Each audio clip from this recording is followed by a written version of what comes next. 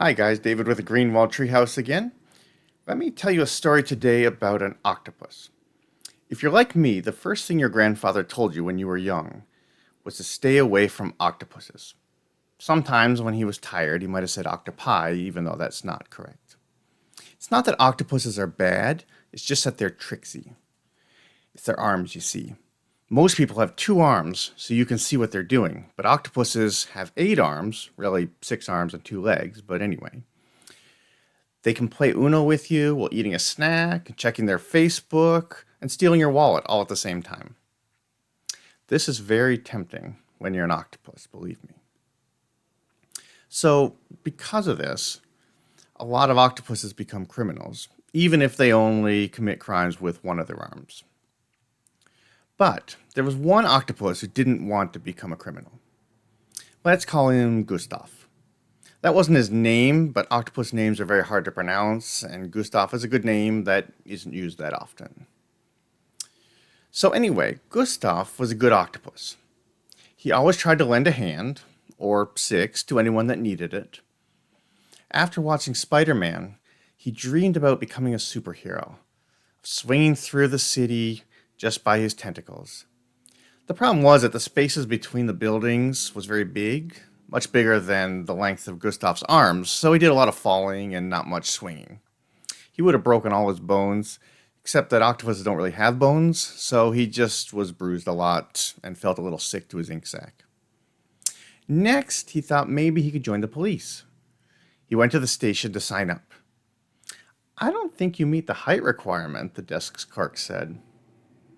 "If I stretch out my arms, I'm close," Gustav said. "Or the weight requirements," the clerk continued. "How much do you weigh?" 10 kilograms, Gustav said, "and not a gram of it is fat." He was very proud of this. "Plus, I'm good at problem solving, and I can camouflage myself."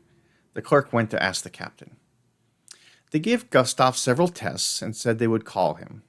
The next day, the clerk called and said that Gustav was denied. "Sorry," he said.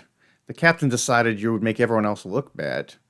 After all, we only have 2 arms, and we can't camouflage ourselves.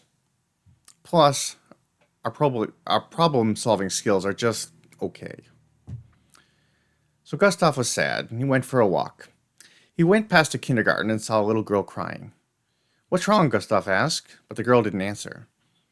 He climbed over the fence and took her hand. "Let's go find your teacher," he said. They walked towards the building. Other kids saw them and crowded around. They wanted to hold Gustav's hand too, and by the time they got to the school building, Gustav was holding on to 8 kids' hands and hopping along, since of course they were holding all his arms and legs. "Oh, thank you," the teacher said. "You're really good with children. Do you want to maybe come out here and help sometimes?" Gustav had never thought of it before, but he liked the idea. So every day, he came to help out at the kindergarten. He was perfect for the job. He could wipe noses, give out snacks, clean up toys, all at the same time. He was great at hide and seek because he could blend in with the walls, and whenever they were doing finger painting, he could give them all the ink they needed. Plus, he was soft and huggable, which is very important for small children, even if they did sometimes squeeze him a little bit too hard. The end. Hope you enjoyed the story. If you liked it, hit like, subscribe if you want to see some more. If you know anyone else who might like these, send them a link or put it on your social media. I'll see you next time. Thanks.